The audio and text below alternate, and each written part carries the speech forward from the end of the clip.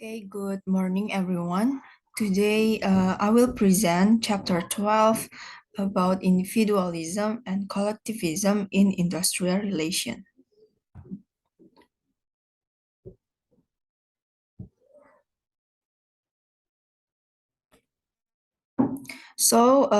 First we will talking about the definition and the meaning. So, an ism is actually a body or system of principles and practices. This is a useful starting point for an understanding of the terms individualism and collectivism. Fox, who was one of the first researchers to focus on management ideology and strategy in an industrial relations context, he highlights the importance of frames of reference as a mean of understanding the attitudes and behaviors of manager and indeed employees at the workplace.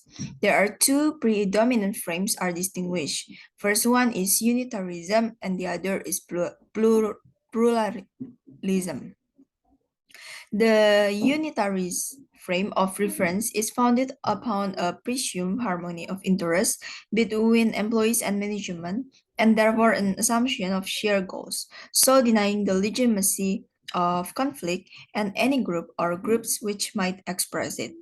And the pluralist frame of reference recognize the inevitability of diverse employee and management interests related to competition over the allocation of scarce resources such as time, reward, and effort. The possibility that managers and workers might hold different perspectives encourages folks to elaborate the unitarist and pluralist distinction by identifying a range of potential pattern of management employees relations. These are traditional, classical conflict, continuous challenge, sophisticated modern, standard modern, and also sophisticated but paternalist.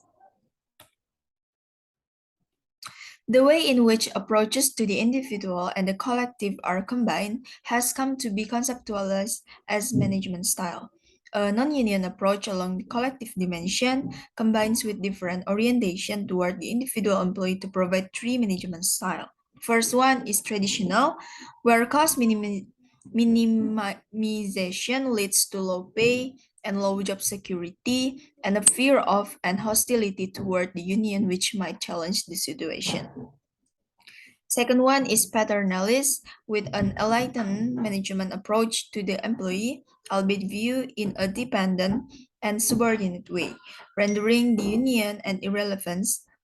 And the last is sophisticated human relations, where a developmental approach to the employee is designed to meet all employment needs and aspirations, fostering loyalty and making union representation simple and necessary.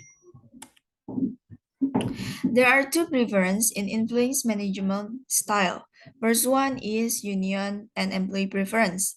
Any understanding of union preferences and choices raises issues related to the nature of employee affiliation to the union and more specifically directs attention to what employees seek and expect from their union and perhaps in a broader sense from collective action.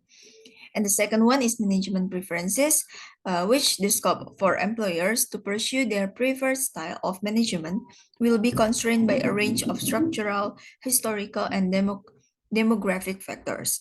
Indeed, it is noteworthy that moves away from collectivism as reflected in non-unionism are most marked in greenfield sites relatively unconstrained by the past or inertia.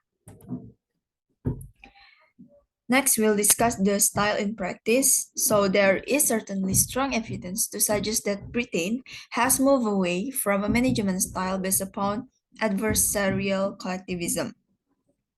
First one is sophisticated consultative, which the search for sophisticated consultative style would suggest the need for evidence on the presence of employee development or high commitment practices and on union cooperation in their implementation. And the second one is sophisticated human relation. It is again noteworthy that evidence from the US and more recently from the UK suggests a relationship between the use of high commitment practices and positive employee attitude and improved organizational performance. So that's all for my presentation. Thank you all for your attention.